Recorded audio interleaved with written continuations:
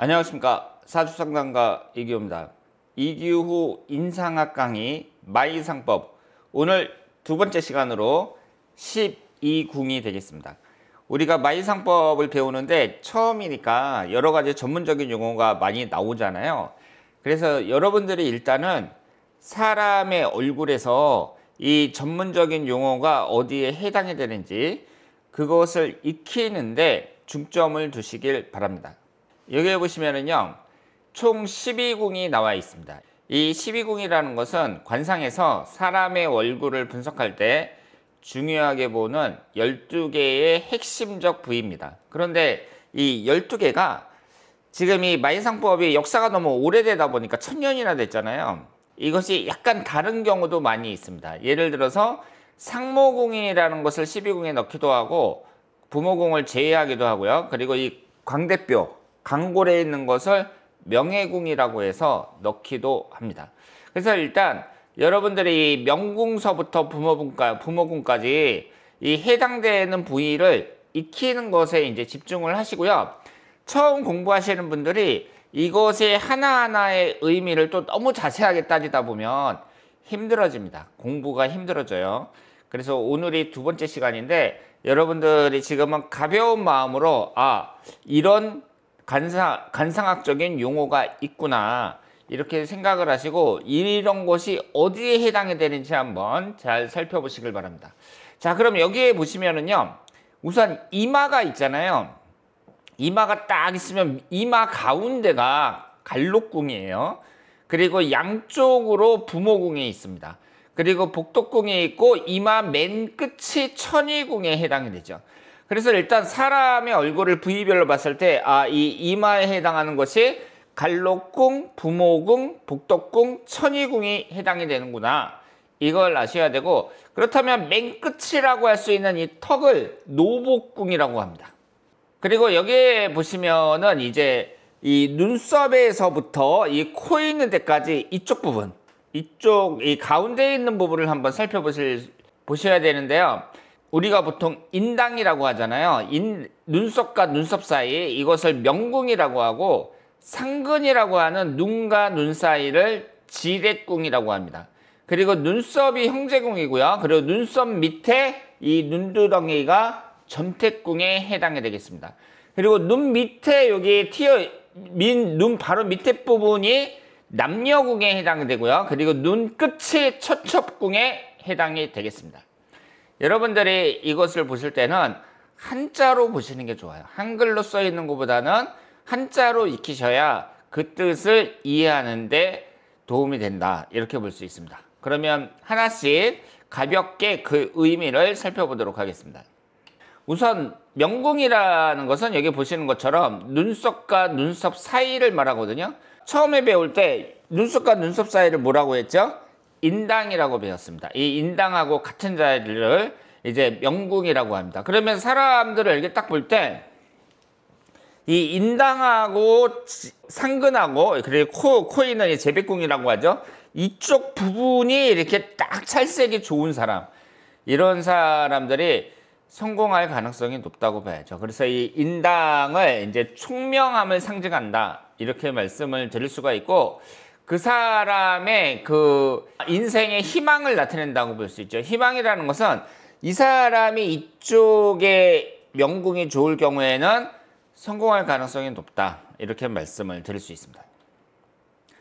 그리고 이 코를 재백궁이라고 하는데요, 재물운을 상징합니다. 우리가 보통 사람들 보면서 코가 오똑하고 잘생겼네요, 부자 되겠다, 뭐 이런 말을 하는데, 이 코라는 것은 재물운을 상징한다, 이렇게 생각을 하시면 되겠습니다. 그런데 이 코가 잘생긴 건 좋은데 전체적인 얼굴과 봤을 때 균형이 잘 맞는 거, 이것도 중요하겠죠. 그리고 형제궁이라는 것은 눈썹을 나타냅니다. 이것은 남자 여우라 그래서 남자와 여자의 자리가 다른데요. 남자는 오른쪽 눈썹이 형제궁이 되겠고, 여자는 자매궁이 되겠습니다. 현대에는 형제자매가 별로 없잖아요. 나봤자 1명, 2명만 낳는단 말이에요. 그렇기 때문에 형제관계 뭐 이런 걸 나타낸다기보다는 인간관계, 대인관계를 나타내는 것이 바로 이 눈썹이다. 이렇게 보시면 되겠습니다. 그러면 눈썹이 잘생겼으면 그 사람이 대인관계가 좋다. 이렇게 생각을 할 수 있겠죠. 자, 이 전태궁이라는 것은 밭전자가 들어갔는데요. 두 눈썹 아래 눈두덩이를 나타냅니다. 그래서 상속재산, 부동산 이런 걸 나타내는데 그 사람의 현재 건강 상태를 나타낸다고 볼 수도 있습니다. 그래서 눈썹 밑에 이 눈두덩이가 색깔이 안 좋다 그랬을 때에는 이 사람이 현재 건강이 안 좋구나 이렇게 생각을 할 수 있습니다. 이 남녀공이라는 것은 눈 밑에 이쪽 부분을 나타내거든요. 근데 이 부분이 그 사람의 스태미나를 나타냅니다. 그래서 피곤하면 색화 탄력이 떨어지고요. 그리고 그 사람이 미혼이면서 이쪽이 이제 좀 탄력이 좋다 그랬을 때는 좀 섹시하게 보인다고 말씀을 드릴 수 있습니다. 노복궁이라는 것은 턱을 나타내거든요. 턱의 모양이 중요한데 우리가 뭐 턱이 잘생겼다 뭐 이런 것도 위에 있는 얼굴 전체적인 그 구성과 잘 맞을 때, 그러니까 조합이 잘 맞을 때 우리가 턱이 잘생겼다 이렇게 얘기할 수 있는 거죠. 그래서 사람의 턱을 볼 때에는 뭐 뾰족할 수도 있고 둥글 수도 있고 뭉툭할 수도 있으나 전체적인 얼굴과 조합이 잘 맞는 것, 이것이 중요하다고 볼 수 있습니다. 그리고 노복궁이라는 그 한자 뜻에서 보시는 것처럼 옛날에는 이제 신문제 사회였으니까 노복이라는 것이 자신들이 거느리는 하인을 나타내잖아요. 근데 이 하인도 잘 만나야 된단 말이에요. 그러면 이런 것이 결국은 현대에는 인복으로 해석을 할 수 있다. 이렇게 말씀을 드릴 수 있습니다. 그리고 첩첩궁이라는 것은 눈 옆에 갈라진 부분, 이쪽을 첩첩궁이라고 합니다. 눈꼬리를 나타내는 거죠.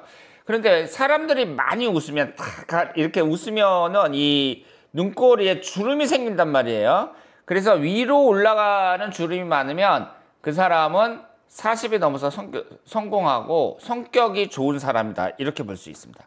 우리가 지난 시간에 유년운기 부위도에서 이 100번까지 이렇게 연령을 나타내는 그런 이 번호가 이렇게 있는데 여기에 보시면 이 눈 있는 데까지가 어때요? 눈 있는 데까지가 42세에 해당이 되죠.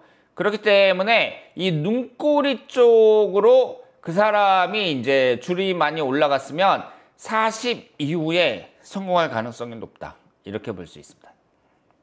그리고 많이 웃으니까 주름이 생겼다는 얘기니까 성격이 좋은 사람이라고 볼 수 있겠죠. 그리고 눈과 눈 사이 이 부분 우리가 상근이라고 처음에 배웠는데 이 상근이 지렉궁에 해당이 되겠습니다. 그래서 한자에 나온 것처럼 질병 관련을 나타낸다 뭐 이렇게 볼 수 있는데 이걸 보실 때는요 맨 이마에 있는 이 갈록궁에서부터 해갖고 명궁, 지렉궁까지 이쪽으로 딱 찰색이 좋고 잘생겼으면 그 사람이 소원이 이루어지고 건강한 상이다 이렇게 말씀을 드릴 수 있습니다. 그렇기 때문에 여러분들이 사람의 이제 인상을 딱 볼 때에는 이 이마하고 눈썹 사이, 눈 사이, 그러니까 이마에서 밑으로 코 있는 데까지 쭉 내려오는 이 부분이 얼마나 찰지고 잘생겼냐, 이것을 한번 유심히 보시길 바랍니다. 그리고 천희궁은 이마가 있으면 맨 끝이거든요. 맨 끝인데 물론 이 이마가 두둑하면 좋은데 사람이 스트레스를 많이 받으면 이쪽에 살이 빠진단 말이에요. 이 천희궁 쪽이 살이 빠진 사람은 좀 바쁘고 예민한 사람이다. 이렇게 생각을 할 수 있습니다. 그리고 갈록궁이라는 것은 이마 가운데 한자 뜻처럼 관운을 나타냅니다. 자기 분야에서 성공운이다. 이렇게 볼 수 있죠. 앞에서 말씀드린 것처럼 이 갈록궁만 보실 게 아니라 밑으로 쭉 내려오면서 코까지 이쪽 라인을 한꺼번에 보시는 것이 정확하다고 말씀을 드릴 수 있습니다. 이쪽에서부터 이마 쪽에서부터 이 코 있는 부분까지 흠집이 없고 찰색이 좋고 그리고 점이 없으면 좋겠죠. 그런 분들이 좋은 인상이라고 말씀을 드릴 수 있습니다. 성공할 가능성이 높다고 볼 수 있습니다. 그리고 갈록궁이 있고 양쪽에 부모궁이 있는데요. 그 옆이 바로 복덕궁에 해당이 됩니다. 이쪽은 엄마가 태교를 잘하면 잘생기게 된다고 해요. 그래서 여러분들이 이걸 부분적으로 하나하나 보기에는 저는 좀 어렵다고 보는데 이 이마 전체가 얼마나 훤하고 잘생겼느냐 이것이 중요하다고 생각을 합니다. 그리고 부모궁은 이 갈록궁 옆에 양옆을 나타내는데요. 그러면 부모복이 좋은 사람들은 이쪽 이마 부분이 잘생겼다 이렇게 볼 수 있잖아요. 현대 사회는 어때요? 지금은 이제 신문제 사회가 아니란 말이에요. 마이도사가 이제 활동했던 마이상법에 나왔던 그 송나라 시대, 그때는 지금부터 1000년 전이잖아요. 그렇기 때문에 신문제 사회였기 때문에 내가 어느 집안에 태어나느냐 이것이 중요했지만 지금은 내가 열심히 노력한 사람들이 이제 성공하는 시대란 말이에요. 부모궁에 해당하는 이쪽 부분이 좀 울퉁불퉁하고 매끄럽지 않은 분들, 이런 분들 중에 자수성가한 사람들이 많다 이렇게 생각을 하시면 되겠습니다. 자, 그리고 마지막으로 제가 여기에 넣지는 않았지만 강대뼈에 해당하는 거, 이거 강골이라고 하죠. 이것을 명예궁으로 이제 소개하는 곳도 있는데요.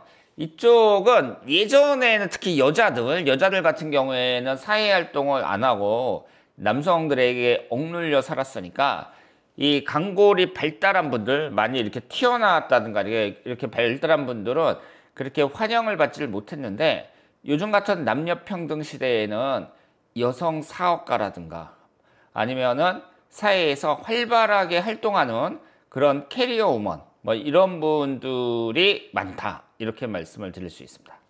자, 그래서 오늘은 12궁에 대해서 살펴봤는데요.